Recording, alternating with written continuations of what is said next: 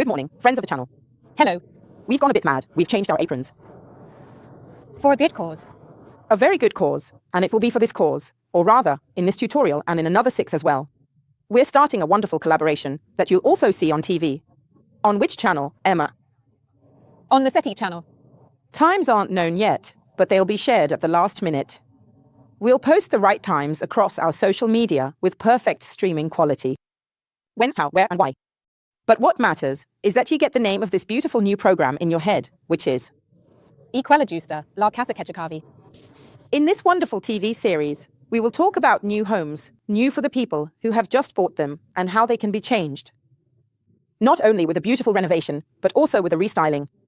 So, we'll be working on rooms, working on walls with magic wall, with wallpaper, and with our tricks to make a new space practically brand new or tailor-made. And of course, with the tutorial and by adding our pieces of furniture to these beautiful homes. Yes, because they really are all very beautiful, aren't they? Yes. Your favorite? Can you say it? I don't know, can we? Because here we are in whose house? Here we are in Milan. We're in Milan today, so this nice, beautiful, healthy table. And we say solid, because it has truly seen a lot. But now, when they see it open, they will truly understand everything. We're going to a very, very beautiful house in Milan, where the lady of the house absolutely needs to move it, so to bring it into this home. We'll be giving it a makeover to make it perfect for the new decor, because the house has been modernized, changed. But the sentimental value this table holds, of course, can't just be set aside. We'll start with our special touch, which is to bring it back to raw wood, because she likes the table, but she's not keen on this slightly shiny, rather old-fashioned finish. So we'll sand the surface with an 80 grit paper to reveal the true color of the wood, and then we'll carry out further work. In the meantime, make sure you note everything, the channel. SETI. Title. QUELLA GIUSTA, la Casa che Cercavi. We're in Milan. Let's get started.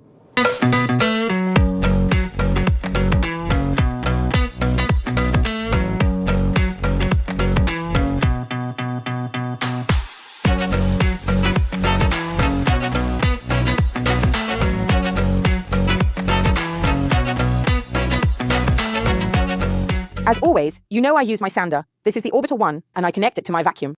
That's because I work in a workshop and I can't stand dust. Especially because when you go to paint the furniture, it's essential that the surfaces are clean. Beautiful, purified, and dust-free. Another important thing, remember that sounding dust is harmful, especially when inhaled. This way, I ensure that 90% of the dust is removed from the surface and immediately sucked up by the vacuum cleaner. 80 grit sandpaper is essential for removing the thick varnish on this old table, but above all, for removing waxy residue as well, because it's there. I can see and feel it by hand. Afterwards, once we have these lovely raw wooden boards, with this beautiful grain that I can already glimpse, one here and one here, we'll then decide what to do next. Go on, Emma, get started.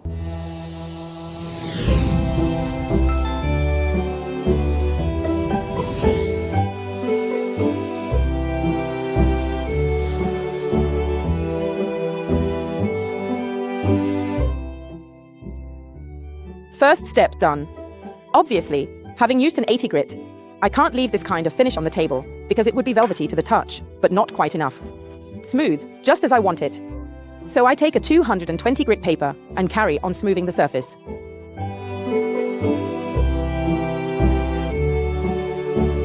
The surface is now lovely, smooth and velvety. Always remember, it's not just for the feel, it's also to close the wood fibers, as they are still receptive to protection. You can apply wax, oil or Restauratore as you wish, and the wood will take it in, but the fibers won't be so open, reducing the risk of damage or grain rise. So this is a crucial step. Now let's finish the edges well, and then I'll show it to you open.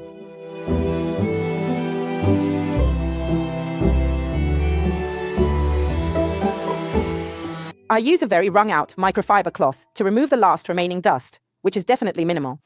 Be careful, because the color it takes on now, when you wipe with a damp sponge, is the color the wood will later have once protected. Let's just recap one thing for those who aren't used to watching our tutorials and might not know. We sanded not because otherwise the paint wouldn't have adhered, since on the lower part, as you can see, we haven't sanded and will be painting.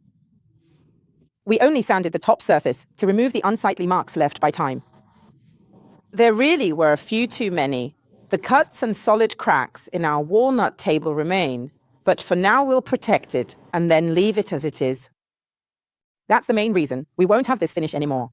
Glossy and a bit old-fashioned, but a lovely waxy finish that's very, very pleasant to the touch. Look at the color. This is the color of the wood, and it's the color our table will have even with the protective coating.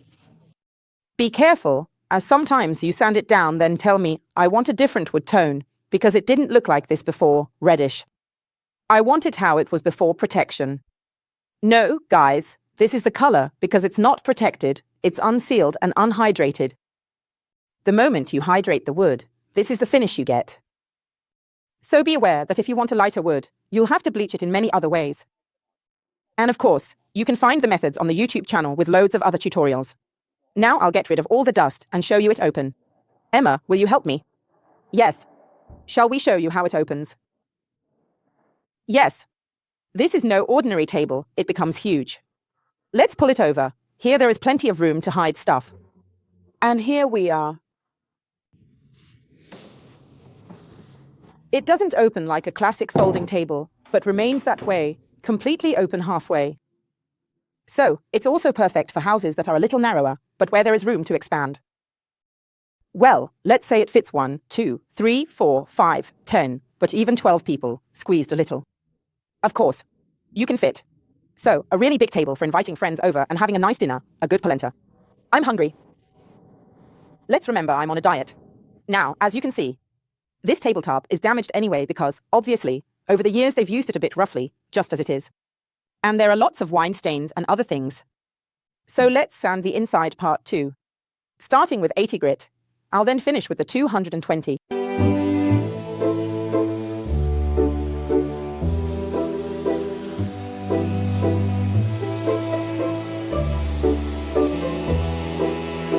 As you can see on this lovely table, we've found a little surprise. This is why Emma and I are always very reluctant to say, "Oh, let's do this to this piece of furniture." You know why? Because as you go along, sometimes you have a rough idea of what you'd like to do with this piece of furniture. But then, often as you progress, the guidelines change as well, and so do the techniques you can use. Because, as you can see here, there's a beautiful walnut wood, which is the same wood you can also see on the outer surface. Whereas here, you can see it because it's lighter. It's also been very happily eaten by termites and woodworm. Why am I telling you this with such confidence? Because there are softer woods that are more easily eaten by various woodworms and other little wood-dwelling creatures.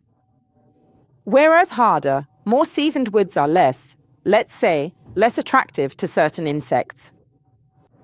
In fact, here you can clearly see the difference. Why this change? Because obviously, in the past, to save a bit of money, when the table was closed, you would only see this part here, the nicer bit, the walnut, the more refined wood.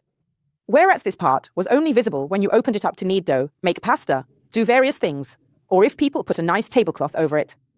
So no one would see it. In this way, the carpenter was able to keep the costs a little bit lower, so to speak. And whoever bought the table was definitely pleased. It's still a beautiful table because the base is made of walnut. Solid wood, this board is solid walnut, as are the finishes.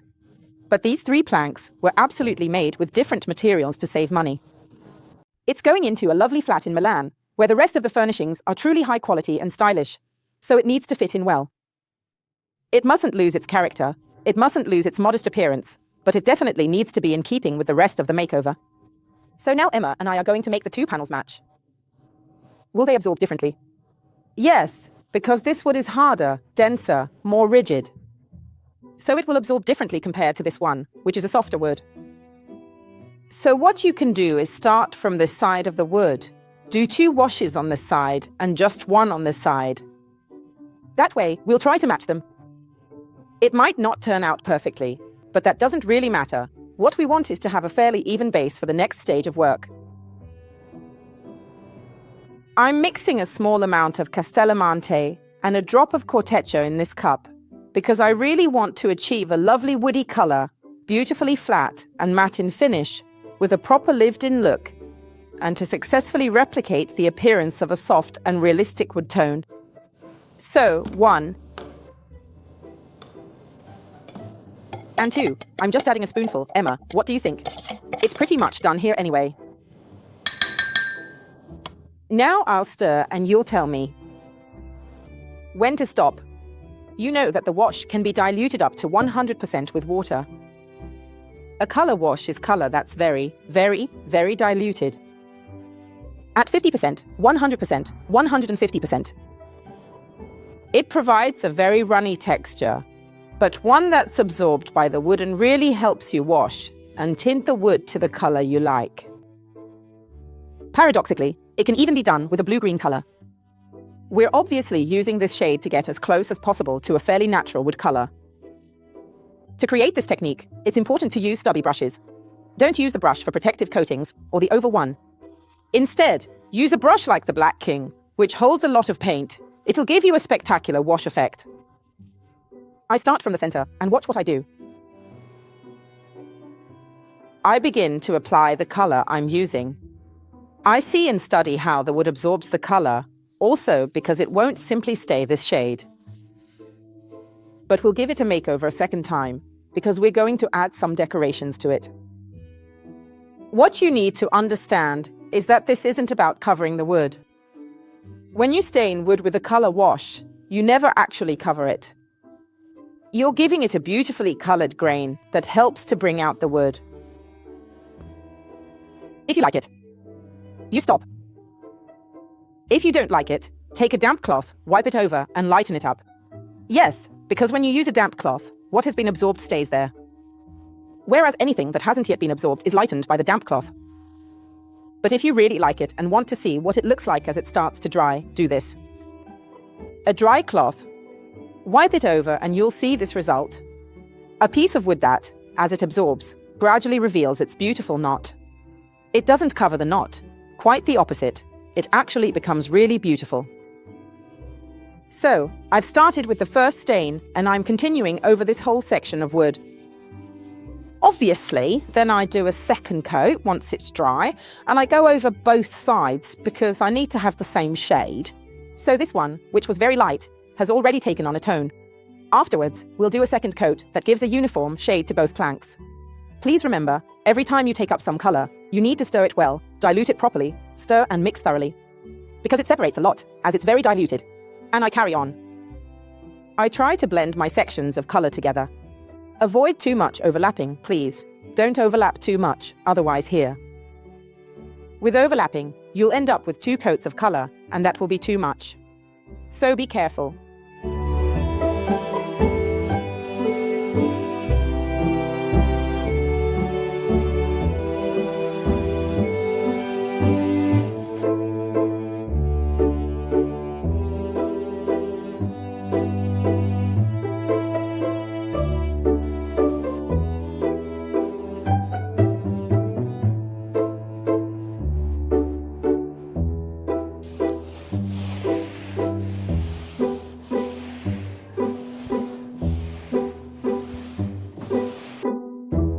While the first part of the table is drying, I'm already going to color this bit. Be careful here, as I mentioned earlier, it will absorb less because it's a much harder, much stiffer wood. And I've already noticed this on its sides, having already colored the central joining parts. So please remember, hard wood absorbs less. As you can see here, the color changes very little. It modernizes it slightly, giving it a slightly more contemporary tone, but as it doesn't soak up much, it doesn't take on much color either. I'll carry on because as it doesn't soak up much, I've got more time to apply the color, so I'll go ahead and do all 3 of my wooden planks. We smooth it out, massage it so that the color tone is nice and even along the length. Now, with a dry cloth, I rub it to lighten it up, and just look at what a lovely wood color comes out.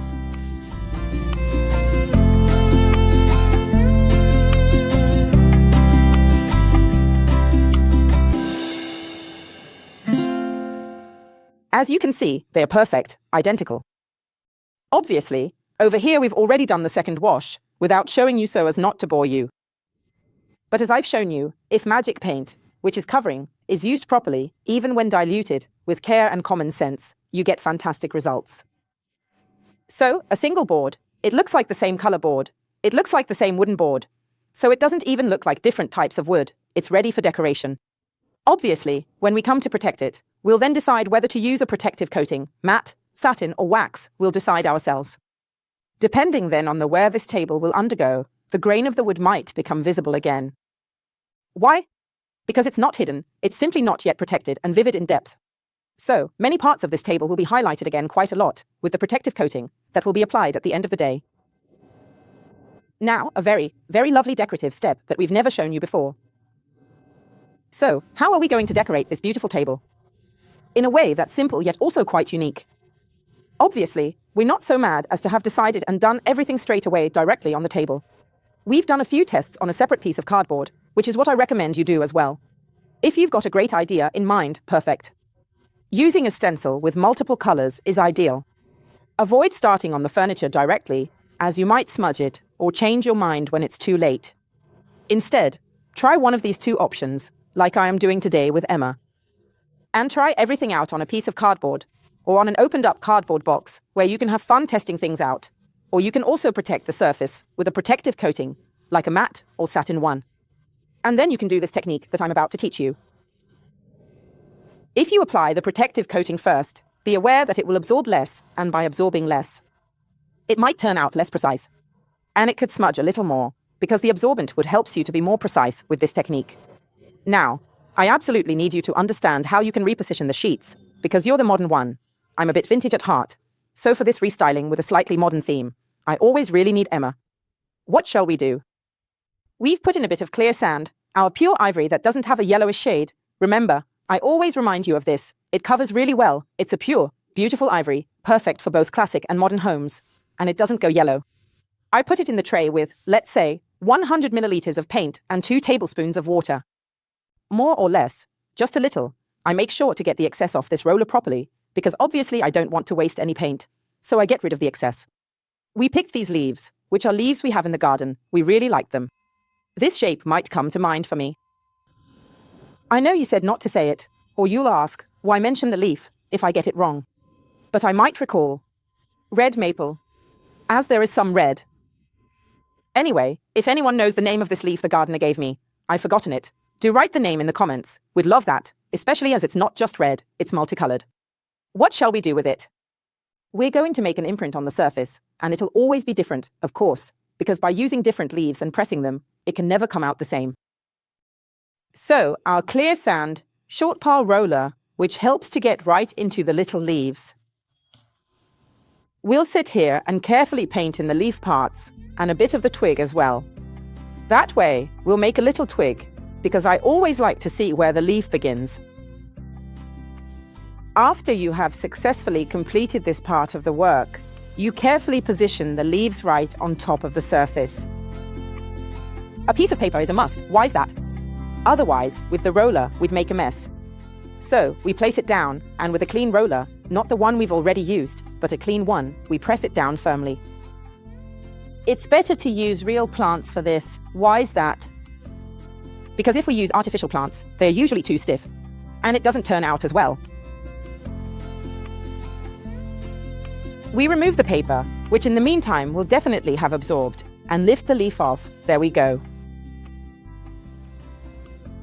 The final effect will be very modern, because across the whole surface there will be different little branches in the shade.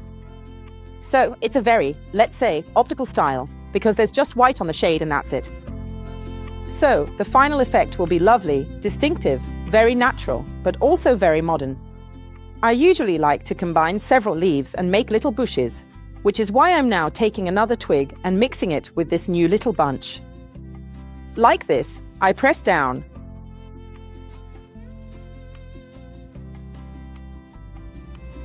And voila! I also like it when, in fact, these leaves become little bushes, because that's how it is in nature. There are overlaps, there are leaves in front, leaves behind. So it's only natural that they are covered by one another. One important thing, though, that you should always remember is that this technique becomes very modern because it's done using just one color. If you go back, over a year ago now, we did a piece of furniture where we showed this work with leaves, but we would color and dye them to create shading. Perhaps we'll put it below in the summary at the bottom, so you can also watch this second video. So, depending on how you use this imprinting technique, the result can be extremely modern, very country, or classic, can't it? It's up to you to decide. Now we'll keep all the leaves because everything needs to become different, and we'll carry on.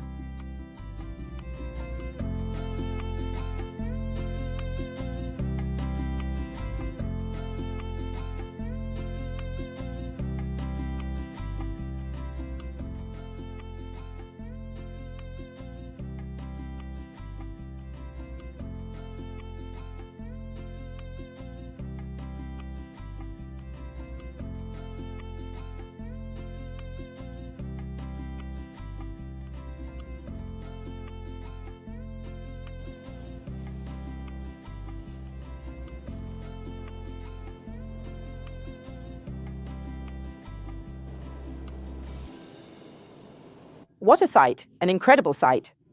Since it's already 5:30 in the evening, let's protect it because everything's already dry and we'll leave it to dry properly overnight here, where it's nice, dry and warm. Tomorrow morning we'll close it up and carry on with the rest of the table.